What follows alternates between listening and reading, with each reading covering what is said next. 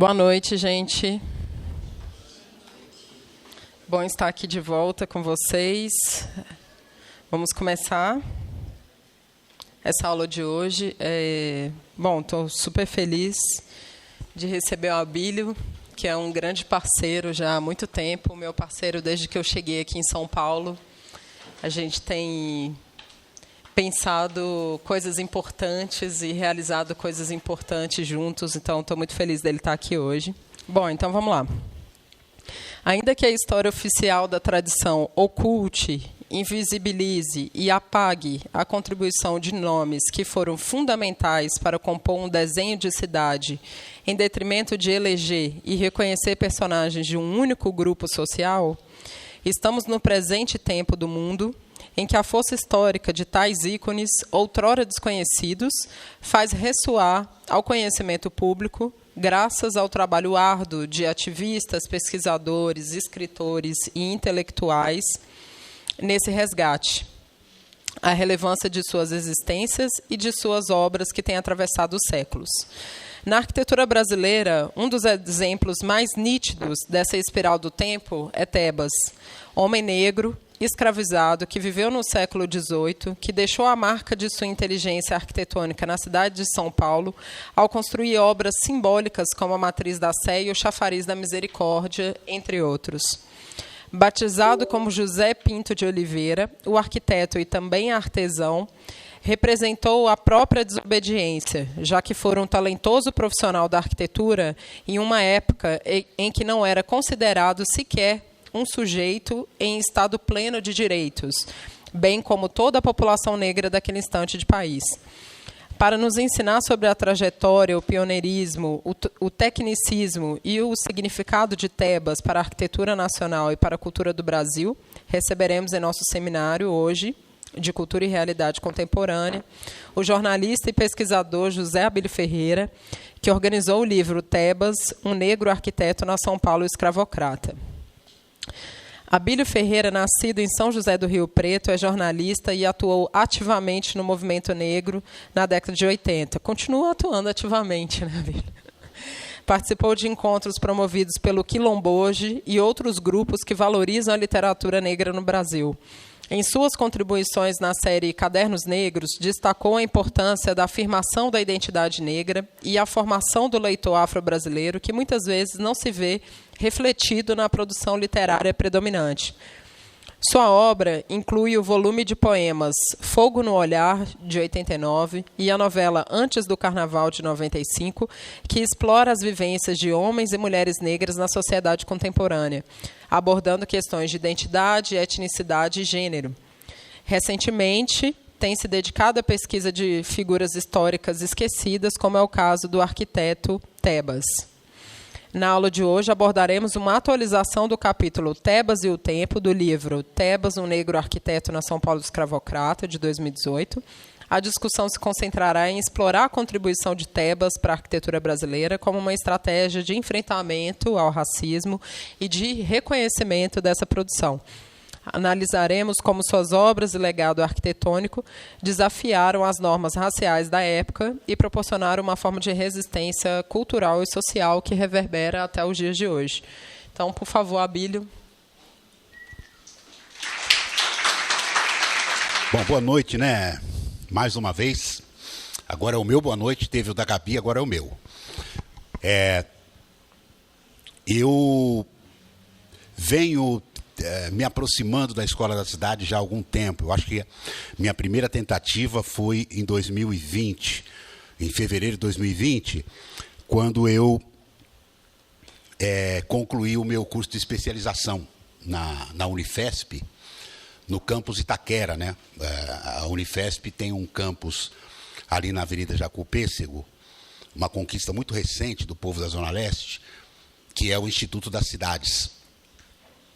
Então, ali é um campus diferente, com uma proposta já inovadora, né, de fazer pesquisa e de ensino e aprendizagem e tal.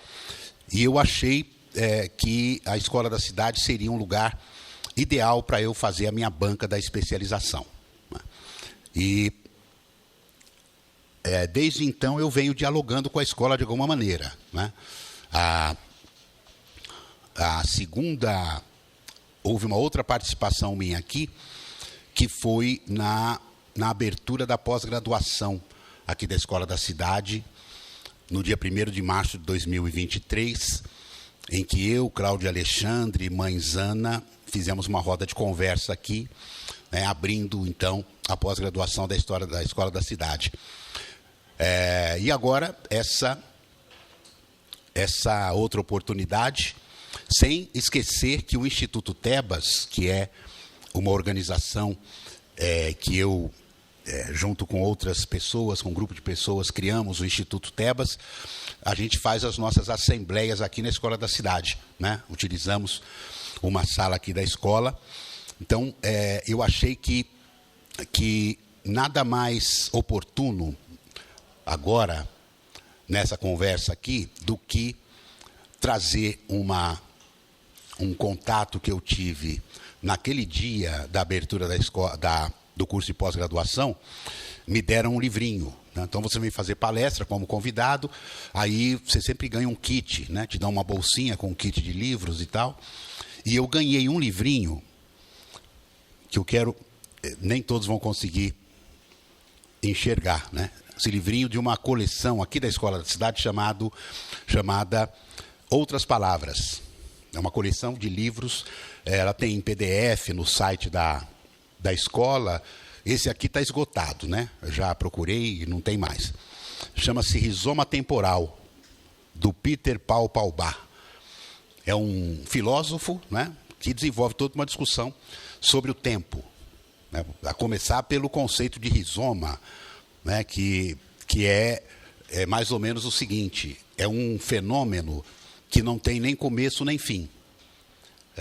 O tempo pode começar de qualquer ponto, terminar em qualquer ponto, sem que haja uma ligação entre eles, né? Então ele faz uma discussão sobre o comportamento do tempo de uma maneira completamente diferente do que a gente está habituado a pensar. O tempo como linear, o tempo como calendário, o tempo como passagem do tempo pelo relógio, né? O tempo é alguma coisa que nos desorienta. Entre outras palavras, é mais ou menos isso que o Rizoma Temporal está discutindo. E tem um texto introdutório aqui do coordenador dessa disciplina, naquele momento, né? Quando foi publicada essa edição aqui, esse número aqui, que é o volume 5 da coleção Outras Palavras, publicado em 2017 e depois numa reimpressão em 2021. E eu quero compartilhar com vocês a leitura desse texto introdutório. São 3 páginas, um texto curto, mas perturbador. Então, eu quero compartilhar essa leitura com vocês, que me encantou, né? E eu quero convidar vocês para se encantarem junto comigo nesse textinho, tá? Vamos lá. Dá para enxergar o texto? Mesmo quem está aí atrás, acho que não vai dar para enxergar o texto aí não, né? Dá? O último levantou a mão e disse que dá. Então dá. Vamos lá, vamos ler comigo. Já começa pelo título, né? Muitas turas. Em visita recente à Escola da Cidade, o arquiteto Paulo Mendes da Rocha, estou na frente de alguém, lembrou aos presentes que a arquitetura é um saber solicitante. Seu discurso evocava fortemente uma fórmula feliz encontrada há um certo tempo por Bernard Tschumi para exprimir semelhante ideia por meio de um jogo de palavras. A literatura, dissera Tschumi, não a vejo como um conhecimento da forma, mas sim como uma forma de conhecimento. Uma forma de conhecimento do mundo que, por sua natureza, exige o recurso permanente a saberes e domínios que ingenuamente podemos tratar como extra-arquitetônicos, mas que, na verdade, não o são. O saber solicitante a que se refere Paulo é esse espinhoso terreno em que se concentram as mais delicadas sínteses. São sínteses tênues, mas inevitáveis para o exercício de uma profissão cujo escopo é, na verdade, o manejo do cotidiano em si, em suas formas mais complexas, isto é, coletivas e imaginárias. Essa ideia, por contemporânea que seja, representa a afirmação pura e simples de alguns fundamentos filosóficos e epistemológicos mais do que antigos, ancestrais. Vitrúvio já tratava dessa, que é o pai da arquitetura, o Vitrúvio, né? Já tratava dessas solicitações ao lembrar seus leitores, com o dedo vertical da norma culta, que a ciência do arquiteto é ornada de vários saberes e muitas disciplinas. Muito embora ancorasse o argumento numa apologia da razão prática, que a alta modernidade tratou de complicar, Vitrúvio enunciou e inseriu tais disciplinas num conjunto coerente de deveres formativos e cognitivos aos quais nos mantemos ligados. Isto é, parafraseando e tensionando o Romano, que é o Vitrúvio, sabe-se que o arquiteto de hoje deve buscar e construir-se em uma quase infinidade de perspectivas, prestando inclusive atenção a chamados que não têm relação evidente de utilidade com a prática projetual, mas revelam-se capazes de lhe garantir a decantação de uma consciência armada, aberta e alerta, permitindo-lhe interpretar forças enigmáticas e intrigantes, tanto da natureza quanto da cultura. São saberes que permitem honrar o conselho vivo de Drummond aos jovens, no momento em que o mundo parecia debruçado sobre o abismo da tecnologia embestada. Aí disse o Drummond: inventem olhos novos ou novas maneiras de olhar para merecerem o espetáculo novo de que estão participando. Como inventar esses olhos sem a franca disposição de reconhecer as limitações do estudo disciplinar ou departamentalizado? São questões desse tipo que essa iniciativa editorial, que é a coleção Outras Palavras, procura enfrentar ou, no mínimo, tangenciar. As outras palavras às quais nos referimos são as múltiplas palavras que sempre tiveram espaço na escola da cidade, desde a sua fundação, preocupada que é essa escola com a sólida e ampla formação humanista de seus estudantes, professores e colaboradores. Noutras palavras, são também as outras turas de que fala Cortázar na alta intensidade de seu fraseado dançante, no jogo tramado de seus cacos significativos. Aí escreveu Cortázar: a nossa verdade possível tem de ser invenção, ou seja, literatura, pintura, escultura, agricultura, piscicultura, todas as turas deste mundo. Os valores, turas, a santidade, uma tura, a sociedade, uma tura, o amor, pura tura, a beleza, tura das turas. Juntar essas pontas é uma utopia. Esperamos que essas turas e leituras multipliquem-se no tempo, nas mãos e no pensamento de nossos leitores. Por isso, trazemos a público esses livros, essas reflexões recolhidas. Ufa! Traduzindo, em poucas palavras, e aí eu me simpatizei muito com a citação do Júlio Cortázar, que é aquele escritor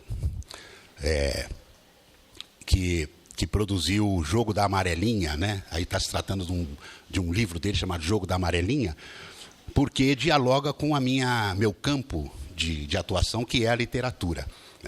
E eu, que não sou arquiteto, fui como que convocado pela história do Tebas a dar visibilidade a esse personagem, como com um olhar de escritor.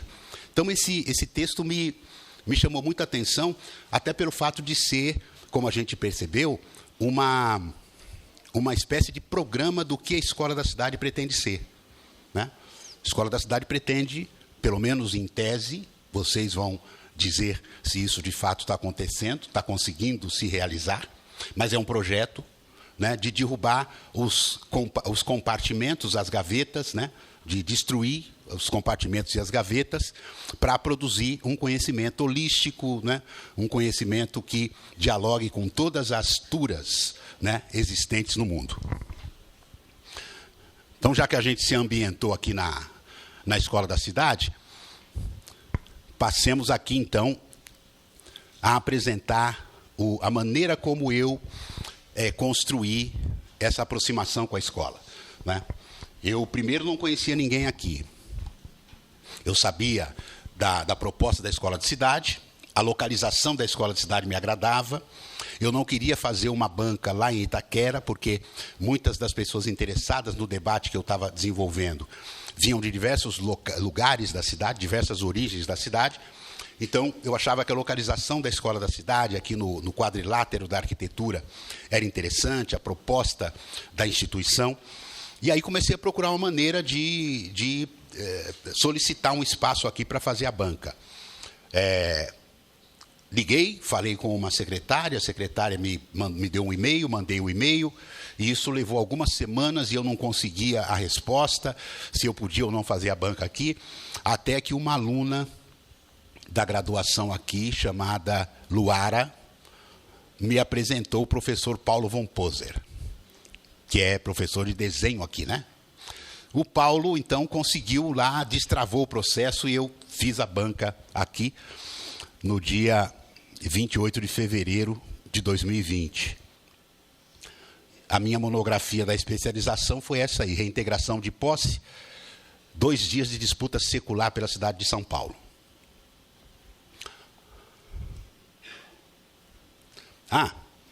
Essa foto aqui é familiar, né? Alguém não sabe que lugar é esse? Eu pergunto se alguém não sabe, porque todos sabem, a maioria, né? Esse aqui é o Pix. Essa região chama-se Pix. Aqui eu estou numa das janelas da Câmara Municipal de São Paulo, né, fotografando o Pix. Depois, no debate, a gente pode falar mais sobre o Pix, caso alguém queira saber mais sobre essa região.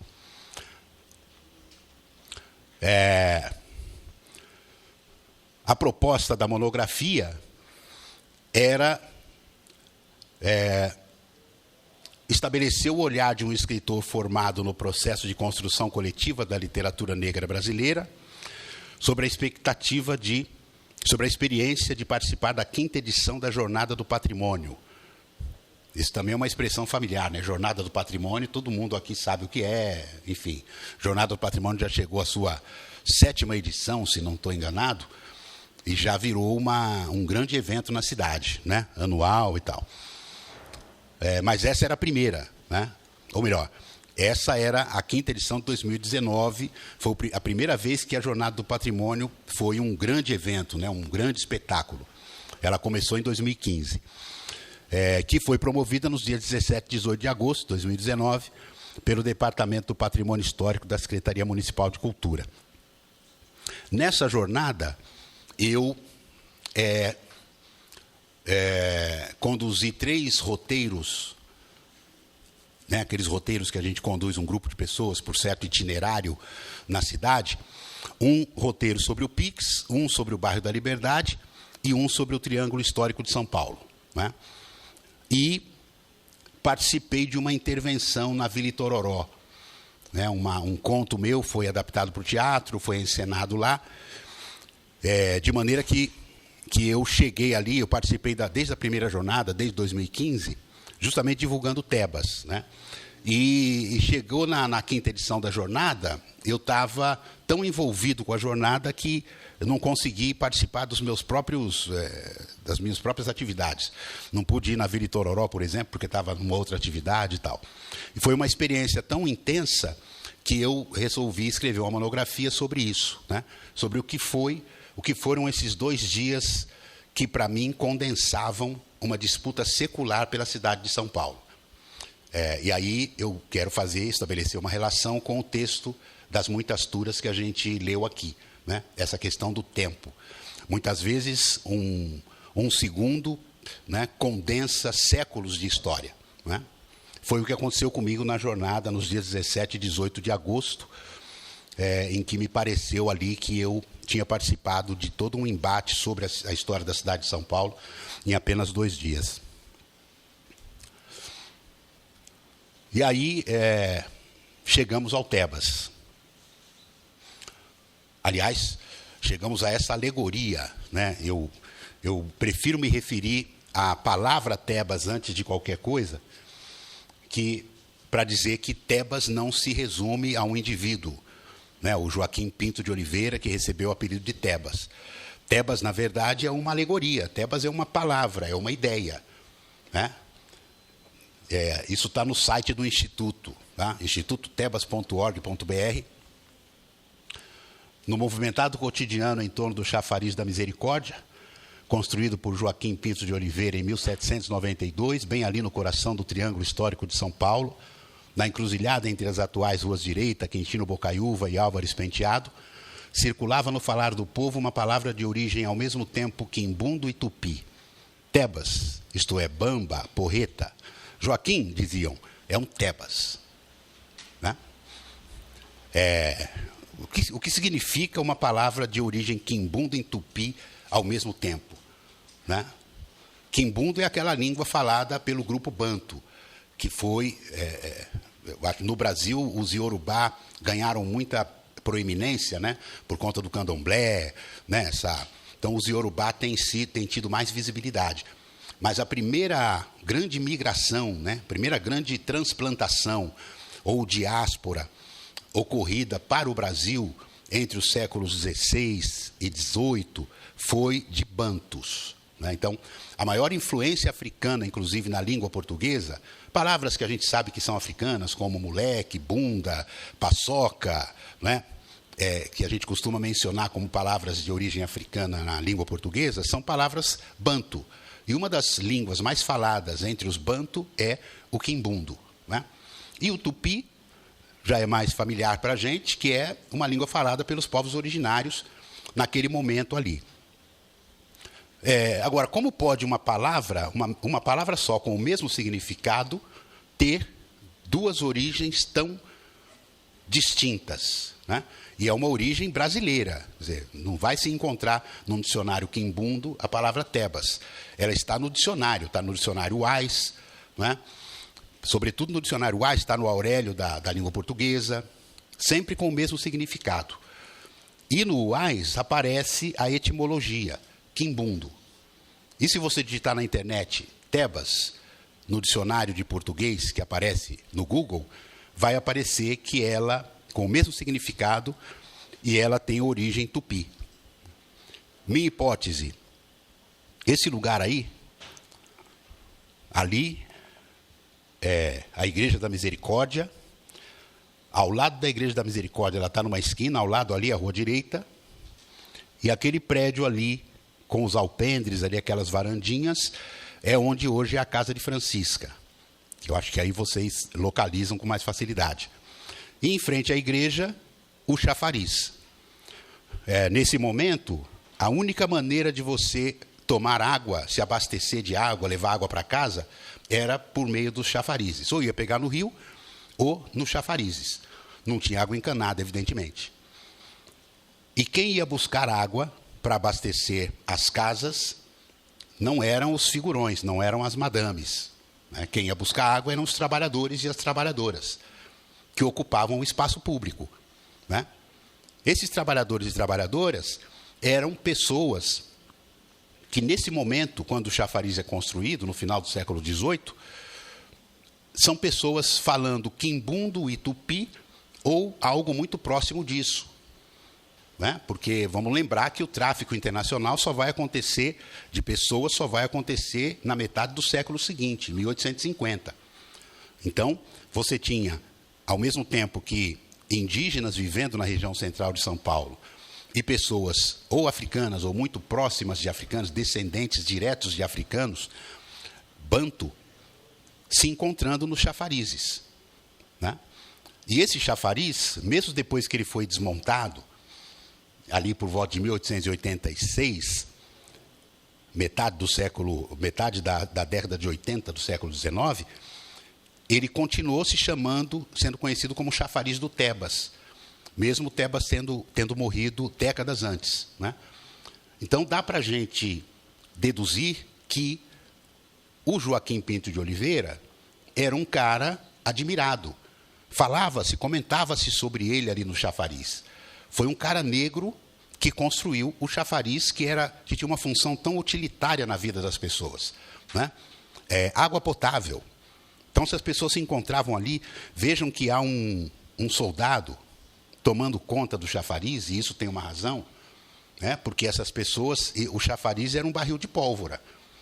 O chafariz era um local de encontro, de socialização, mas era também um lugar de conflito. A água ainda hoje é um bem extremamente valioso, né? A gente tem histórias de famílias negras no interior de Minas Gerais, que perderam suas terras por conta do que depois se transformou nas famosas águas Lindóia, águas Caxambu e tal, né? Que são bens de milionários, né? E as famílias que eram donas dessas terras, muitas vezes foram expropriadas delas. E naquele momento, então, muito mais, né? Então, a água era um objeto de disputa, além do chafariz também ser um lugar de encontro de pessoas escravizadas pertencentes a famílias diferentes. Vamos imaginar essa cena, né? Uma mulher escravizada que trabalha para uma família que tem uma chácara no Pacaembu, uma outra que trabalha para uma família que tem um sítio na Baixada do Glicério, né? Se encontrando no chafariz e trocando informações sobre aquilo que elas sabem do cotidiano da família para as quais trabalham. Planos de fuga, planos de rebelião, quanta coisa não devia acontecer por conta da oportunidade de se encontrar diante de um chafariz. A própria Carolina Maria de Jesus, em Quarto de Despejo, começa o diário dizendo que vai pegar água e termina o diário dizendo, vou pegar água. E as coisas que ela disse que aconteciam na fila da água.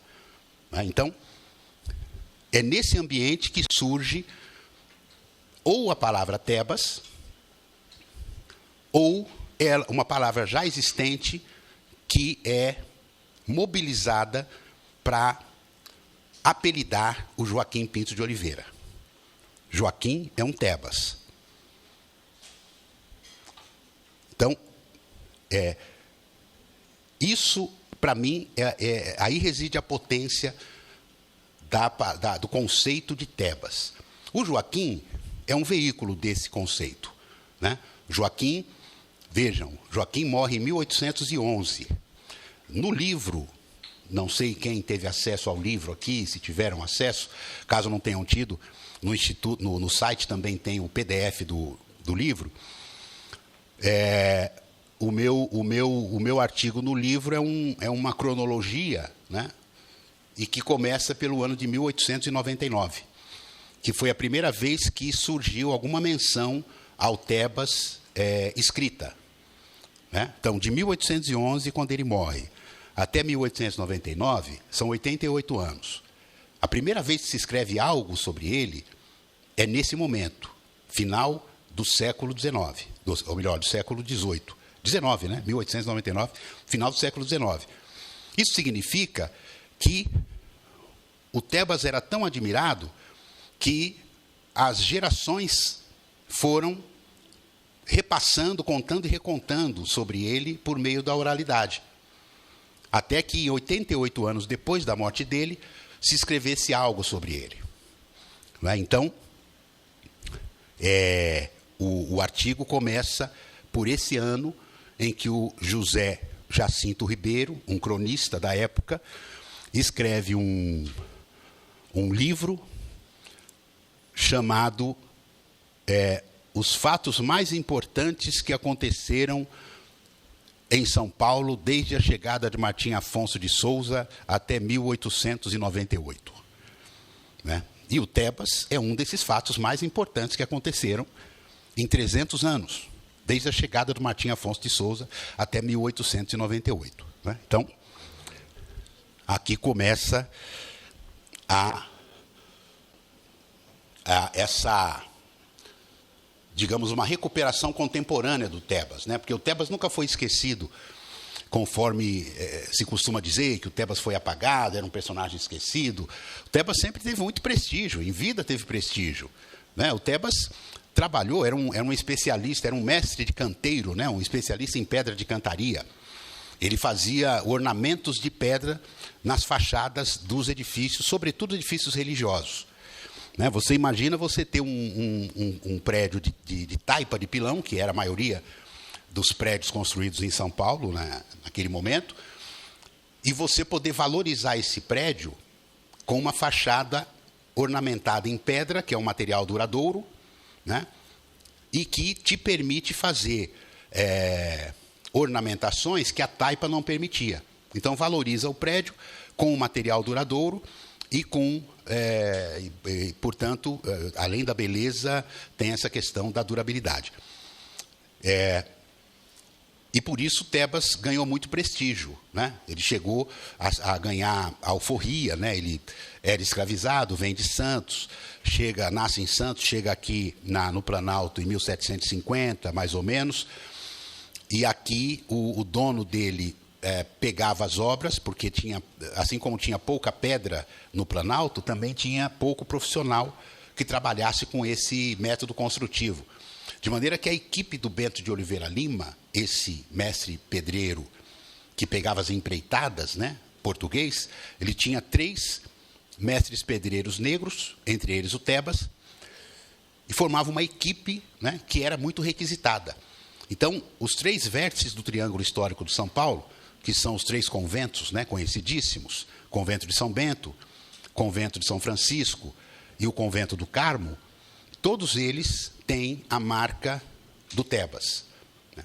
O Tebas, Joaquim Pinto de Oliveira, é o único da equipe, dos 3 escravizados mestres pedreiros, que ficou conhecido, que a gente sabe o nome dele até hoje.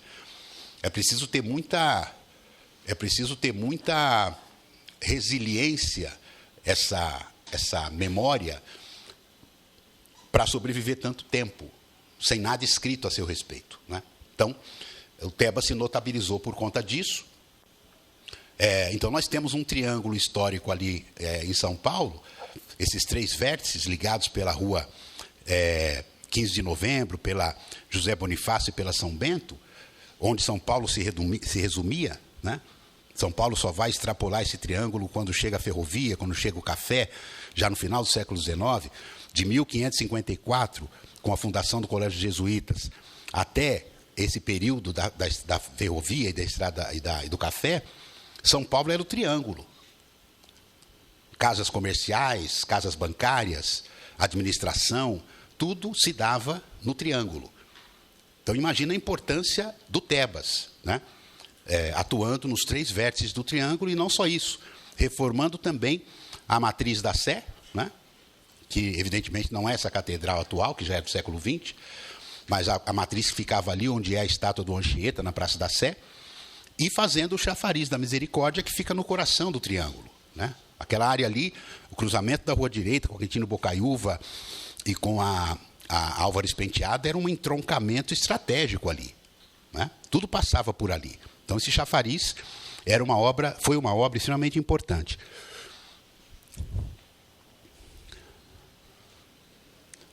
E aí acontece algo. E outra coisa, o Tebas, o Joaquim Pinto de Oliveira, eu me dei conta recentemente que ele é contemporâneo do Cemitério dos Aflitos, né? Vocês já ouviram falar na questão da liberdade ali, né? A disputa que está havendo entre a narrativa única da liberdade oriental, o bairro japonês, e a diversidade que construiu aquele bairro ali, né? Com o Memorial dos Aflitos, o achado do arqueológico ali, os achados arqueológicos ali. Para se ter uma ideia, ninguém queria saber, ninguém prestava atenção, dava importância para a arqueologia urbana antes do sítio arqueológico dos Aflitos, né? Houve escavações no metrô Sé, houve escavações na praça lá em São Miguel, na Praça do Forró, por conta da capela de São Miguel Arcanjo, né? Houve escavação no Largo da Batata, e não houve visibilidade midiática para essas escavações, por conta de algumas circunstâncias muito específicas ocorridas ali na Liberdade, que envolveu alguns fatos que também não vou entrar nesse detalhe agora, a gente pode falar sobre isso mais para frente, no debate, houve visibilidade. Né? Para qualquer pessoa que a gente pergunte, já ouviu falar sobre o sítio arqueológico dos Aflitos? Alguém já ouviu falar alguma coisa. Né? E isso é trabalho do movimento dos aflitos. Né? A gente queria chamar a atenção da opinião pública para algo que ninguém queria saber, ninguém dava importância, que é essa coisa da arqueologia urbana, né? Do achado de esqueletos do século XVIII. O Tebas viveu 36 anos enquanto o cemitério dos Aflitos estava em plena atividade. O Tebas foi sepultado ali na igreja de São Gonçalo, né, que fica ali na Praça João Mendes, dessa igreja que fica atrás da Catedral da Sé. Né? Essa igreja, hoje, é uma paróquia pessoal nipo-brasileira. Né? Tem até missa em japonês rezada lá, de domingo de manhã. Por quê? Porque aí começa o bairro da Liberdade. Né? A presença tão intensa, tão numerosa de imigrantes japoneses levaram a Cúria Metropolitana a entregar essa paróquia para os cuidados da comunidade japonesa. Mas é uma igreja construída em 1757 por uma Irmandade Negra, né? Irmandade de Nossa Senhora da Conceição e São Gonçalo Garcia. Isso explica o fato do Tebas ter sido sepultado nela em janeiro de 1811. Mas aí fica a Praça João Mendes, antigo Largo de São Gonçalo. Então, aí é a fronteira entre o Triângulo Histórico e o bairro da Liberdade. Mas o bairro da Liberdade é mais do que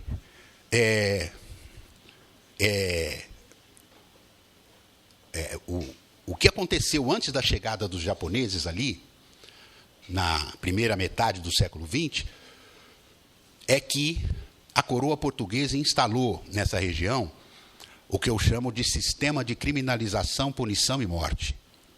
Né? Casa da Câmara e Cadeia, que ficava ao lado aí da igreja de São Gonçalo. Né? Pelourinho, que ficava ali no Largo 7 de Setembro, ao lado do Fórum. Largo da Forca, que ficava ali onde é a Praça da Liberdade, onde tem a história famosa do Chaguinhas, né, que foi, a corda arrebentou e tal. E o Cemitério dos Aflitos, que é preciso ressaltar. Nesse momento, 1775 até 1858, né, virada da segunda metade do século XVIII para o século XIX, nesse momento, ninguém era sepultado em cemitérios, como é comum hoje. As pessoas eram sepultadas em igrejas. Era digno ser sepultado em igreja. E quanto mais grana, mais perto de Deus. Então, o cara tinha grana, era sepultado perto do altar. Alguns até dentro do altar, debaixo do altar. Isso era sinal de prestígio. E quanto menos grana e prestígio social, mais distante do altar, até sair para fora da igreja. E um certo segmento de pessoas não podiam nem sequer ser sepultado em certos tipos de igrejas. Daí o surgimento das irmandades de pretos, irmandades de pardos, né? Como era o caso da Irmandade de Nossa Senhora da Conceição e São Gonçalo Garcia. O Gonçalo Garcia é um cara, um franciscano, que foi crucificado no Japão, né? 1500 e pouco. O imperador japonês perseguia os cristãos lá, ele foi pregar lá junto com outro grupo, mandaram prender todo mundo, crucificou. A Igreja Católica canonizou esse cara, o cara virou santo, São Gonçalo Garcia, e era um santo extremamente cultuado pela população negra no século XIX, era um santo tão popular quanto um São Benedito, um Santo Antônio de Catigeró e tal. Né? Então, esse São Gonçalo Garcia é um santo pardo, filho de uma indiana com um português, e que foi crucificado no Japão.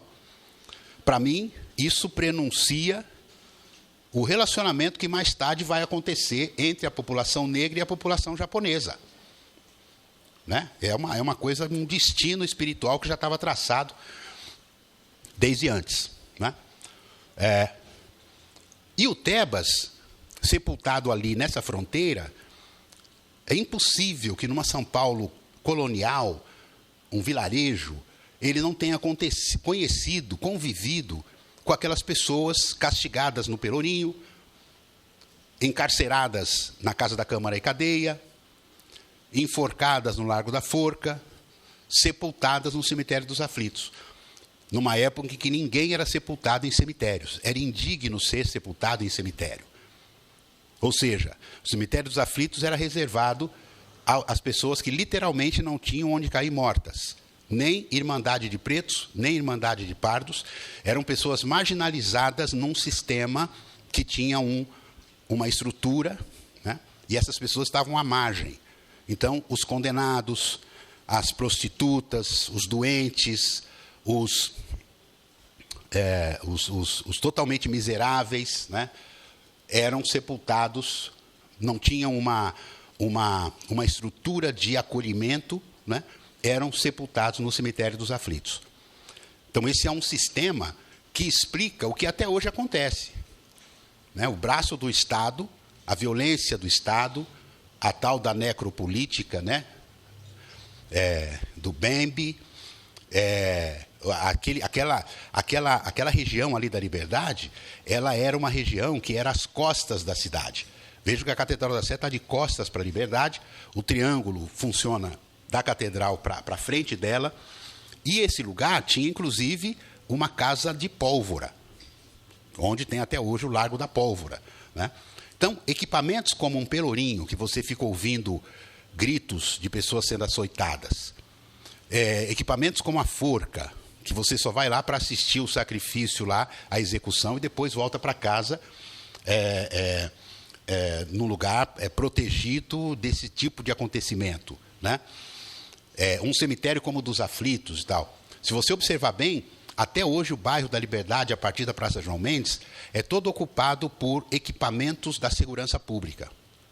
Fórum, Palácio da Justiça, prédios do Ministério Público, né?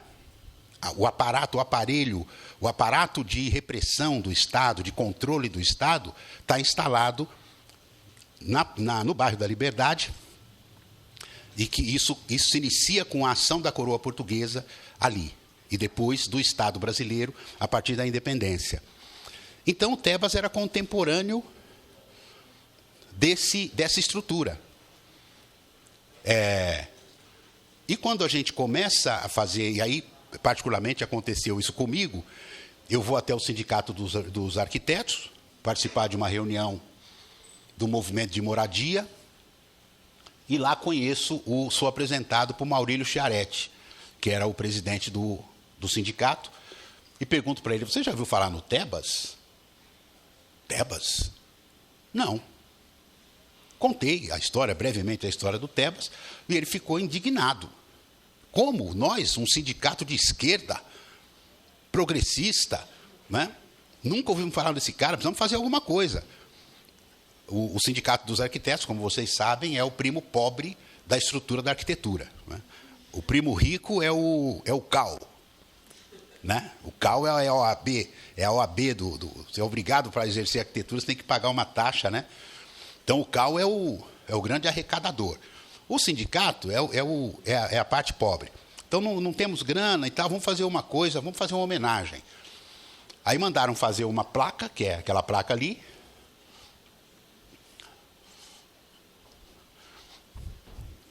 que diz o seguinte: negro, escravizado até os 57 anos de idade, Tebas conquistou a alforria graças ao seu talento de arquiteto, responsável por obras de extrema importância para a história da arquitetura e do urbanismo paulista. São Paulo, 21 de março de 2018.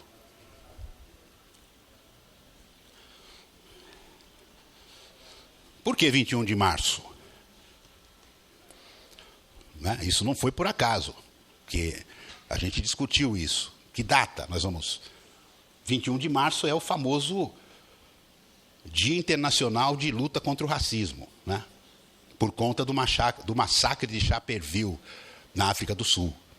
Um momento em que um grupo de adolescentes, crianças, fizeram uma marcha pacífica contra a lei do passe, que é aquela lei que você Você tem um passe que determina por onde você pode andar na cidade. Negros podem andar aqui, não podem andar em lugar de branco e tal. O apartheid, né?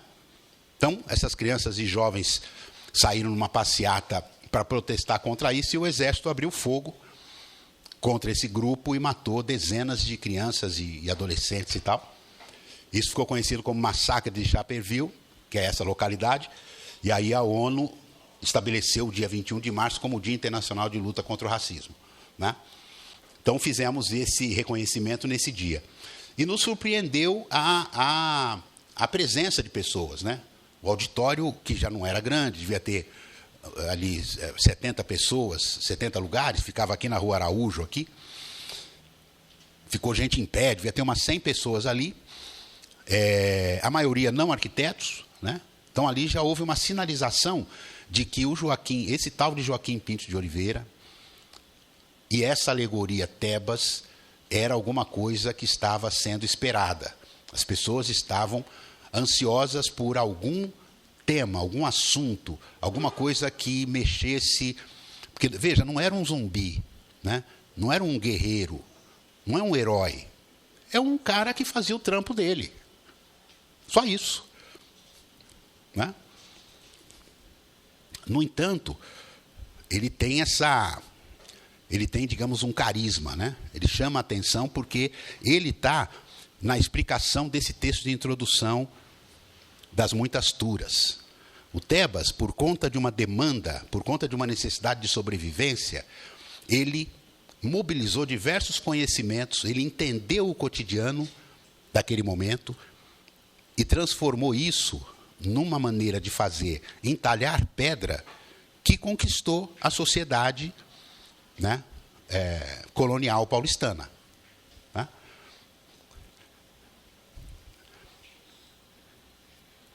Aí eu estou lá, sugerindo para o Sindicato dos Arquitetos e tal, acontece isso.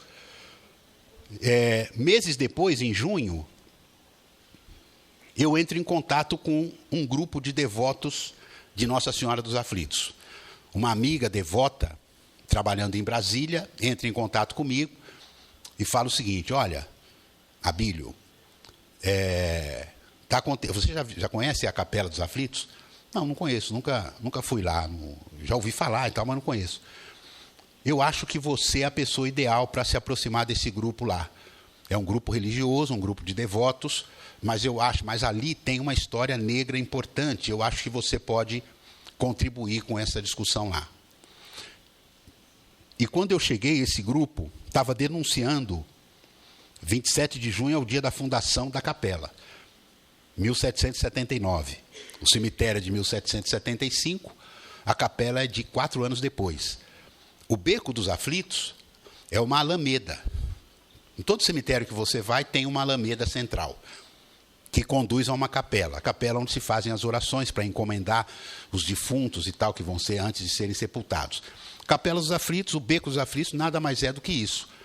Rua dos Estudantes, no meio do quarteirão, você entra naquela alameda, no fundo, no fim da alameda, tem a Capela dos Aflitos.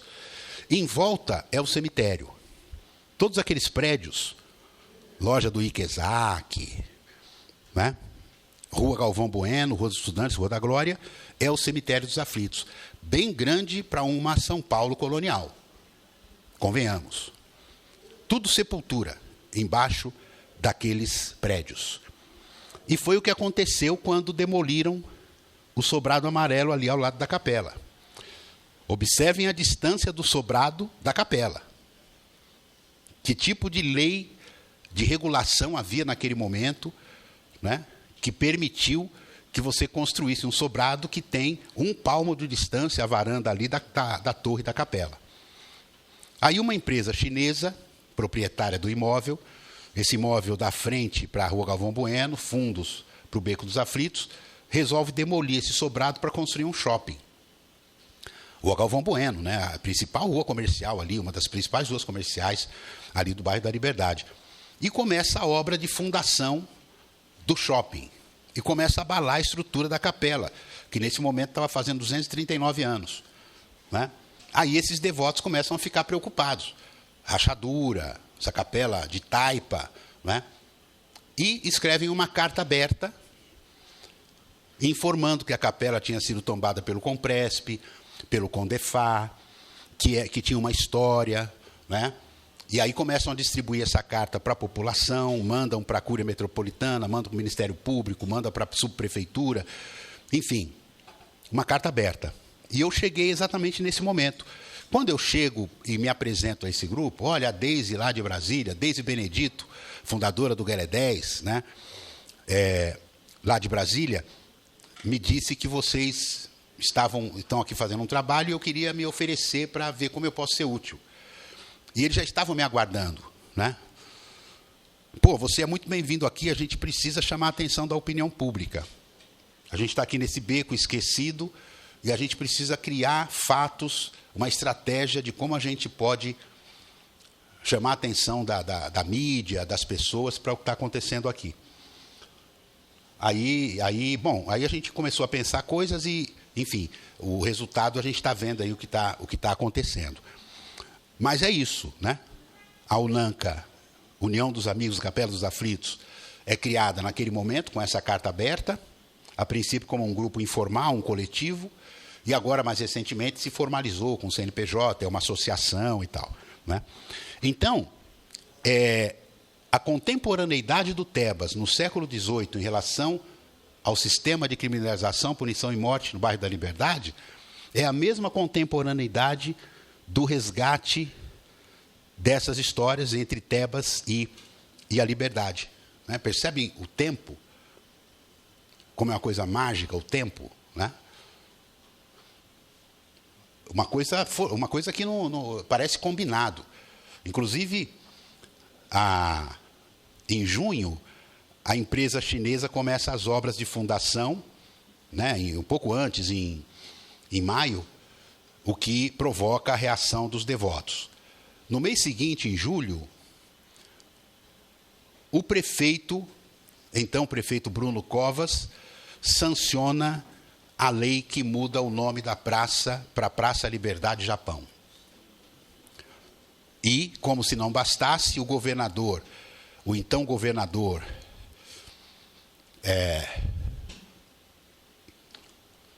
esqueci o nome do governador, emite um decreto executivo mudando também o nome da estação do metrô, porque o metrô é jurisdição, né, competência estadual. Então mobilizaram 4 vereadores, que foram os caras que fizeram o projeto de lei, um prefeito e um governador, para acrescentar uma palavrinha Japão no nome da praça e no nome da estação do metrô. Isso deu uma repercussão negativa muito grande, porque o Renato Igarashi, que é um advogado, um jovem advogado japonês, Nisei, escreveu um desabafo no Facebook, aquilo viralizou, chamou a atenção da imprensa, porque a imprensa gostou da história de ter sido um integrante da comunidade japonesa protestando contra aquela palavra Japão.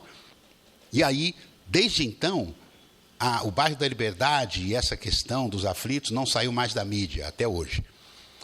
Aliás, foi o precedente que possibilitou a mobilização, não diria mobilização, mas a visibilidade que o sítio arqueológico Saracura, no Bexiga, ganhou. Né? Porque é esse precedente que faz com que os ativistas do Bexiga percebessem a importância de brigar pelo sítio arqueológico, né? E a imprensa também, que já tinha essa coisa dos aflitos no ar, né? Viu que ali também era uma coisa importante. Então, nós somos, inclusive, muito parceiros, né? O Mobiliza Saracura Vai, estão sempre na capela, apoiando as nossas mobilizações e vice-versa. E aí começa um fenômeno, né? que vem se desdobrando. Aqui, ó, quem aparece ali, no Beco dos Aflitos. A professora. Aqui a gente estava arrecadando grana para fundar o Instituto, né? O SESC, pandemia, estava todo mundo de máscara. E ainda não são aquelas máscaras industrializadas, né? Porque primeiro começou cada um costurando em casa, ou a vizinha fazendo máscara. Olha a minha que chique. Então, pandemia, marcamos um domingo, né? Bem cedo, e gravamos para o SESC, um edital do SESC, chamado SESC Convida, que era para possibilitar que os produtores de cultura, pessoas que faziam cultura, sobrevivessem durante a pandemia, né? Aí fizeram um edital com um prêmio de R$ 1.250, que é para você sobreviver durante a pandemia, né? Para nós, serviu, nós ficamos 1 ano gastando essa grana, porque nós combinamos o seguinte, olha, o Aloysio Letra, que está ali, cabeludo ali, é autor do samba, da canção Rua da Glória. Já ouviram, né? Estou enterrado na Rua da Glória, lembre de mim se passar por aqui, sou o fato oculto da tua história, mas veja, ainda estou aqui. Aloysio Letra. Elis Alves, de cabelo branco ali, que é fundadora da UNANCA. O Alexandre Kishimoto, antropólogo, documentarista. Gabriela de Matos, Abílio Ferreira. Reunimos esse grupo e propusemos para o SESC o seguinte, nós vamos debater, vamos fazer um vídeo debatendo o Memorial dos Aflitos. Teve imagem de drone.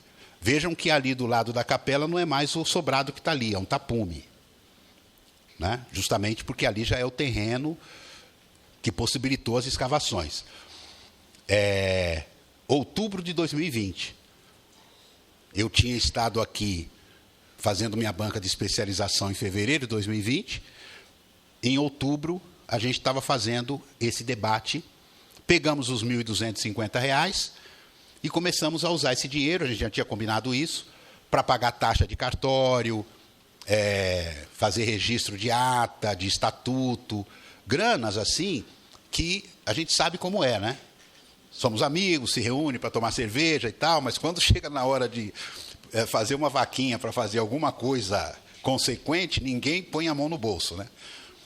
Mas, enfim, conseguimos. Essa grana serviu, ficamos 1 ano estruturando, né, fazendo. Aí reunimos identidade visual, depois vou mostrar a logomarca, pessoas que começaram a trabalhar como voluntárias, né, pela causa, contribuir e tal. Enfim, fundamos o Instituto.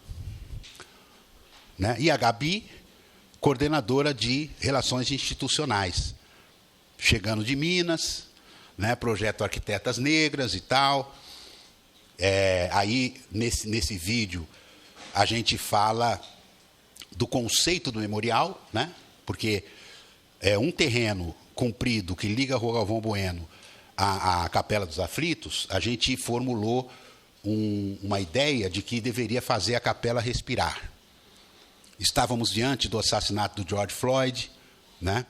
Então, o que nós colocamos como... E até hoje é esse conceito que tem orientado os projetos arquitetônicos. Tem um concurso que a gente questionou, enfim, que é fazer a capela respirar. Então, qualquer projeto arquitetônico aí precisa, necessariamente, dar visibilidade à capela a partir da Rua Galvão Bueno, contato visual com a capela e também ser um local de passagem de pedestres entre a Rua Galvão Bueno e a Rua dos Aflitos para sair na Rua dos Estudantes.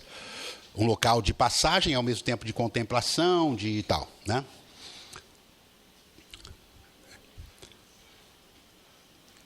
E aí foi a assembleia de fundação do Instituto, né? A sede do Instituto Tebas é aí, é a Igreja de São Gonçalo. Praça João Mendes, número 108. A gente não sabe exatamente onde o Tebas está sepultado, né? Não sabemos se ele está aí ainda, se tem outros corpos, provavelmente tem, né? Tem um projeto aí da gente fazer uma prospecção tem um equipamento que é como se fosse um scanner, né? Que você passa sobre o solo assim e identifica material biológico, que começa a ser as primeiras pistas para você fazer projeto de escavação e tal, que envolve uma complexidade. Mas nós temos um documento, o documento do padre José Veloso escrito de próprio punho, em que ele diz: Joaquim Pinto de Oliveira, morto de gangrena aos 90 anos de idade, foi sepultado aqui na igreja de São Gonçalo, que eu mesmo lavrei e tal, Padre Antônio Veloso, 7 de janeiro de 1811. Né? Um documento encontrado na Cúria Metropolitana, no arquivo da Cúria Metropolitana, documento esfarelando, né, aquele papel que já está... Então, a sede do Instituto é aí. Fundado no dia 28 de setembro, em que foi assinada a Lei do Ventre Livre, em 1775, e a do Sexagenário, em 1886. Aí, em 2020, a gente funda o Instituto em setembro, e em novembro fica pronto, é instalado o monumento, né? Alguém já foi ver esse monumento? Lá na Praça Clóvis, na Praça da Sé? O artista Lumumba afro-indígena pensou o Tebas como uma espécie de personagem de história em quadrinho, né? Meio alado.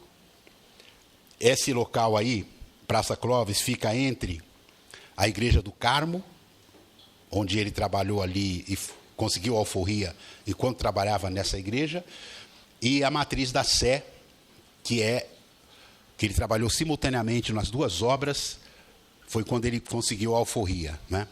Então esse monumento fica estrategicamente colocado ali.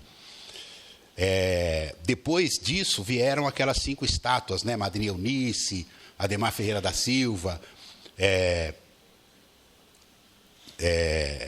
Itamar Assunção e Geraldo Filme, numa primeira iniciativa assim de compensar o número de estátuas de pessoas brancas, né?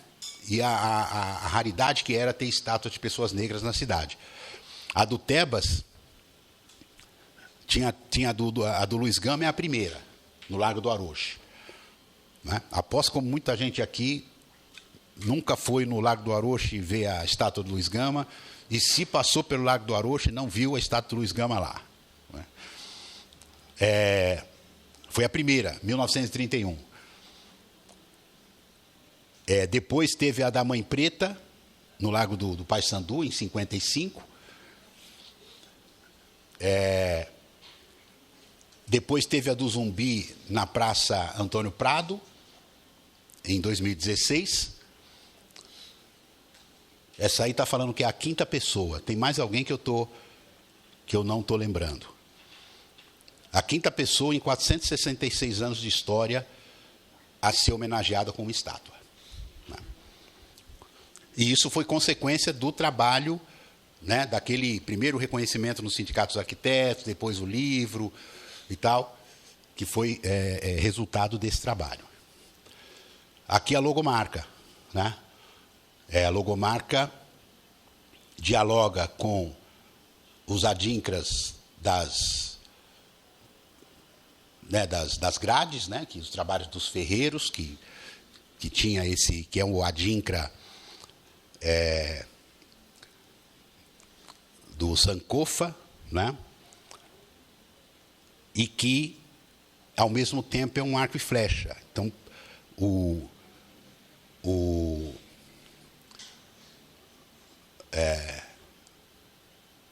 de Paulo, esqueci o primeiro nome dele, me fugiu agora o primeiro nome dele,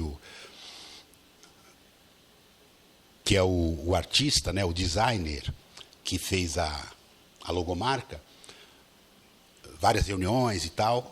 A logomarca procura traduzir esses 2 povos, né, os povos originários, o Tupi e o Quimbundo, né, na mesma logomarca. Né?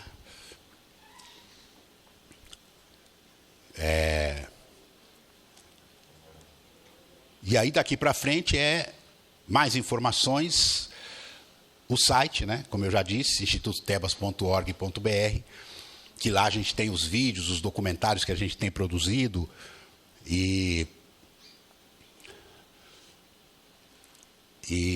as discussões que a gente tem feito sobre a missão do Instituto, que é estimular as instituições públicas e privadas e as comunidades a reconhecer, valorizar e preservar o patrimônio material e imaterial dos povos originários e afrodiaspóricos. Essa é a missão do Instituto, isso que temos feito e que tem justificado a nossa existência.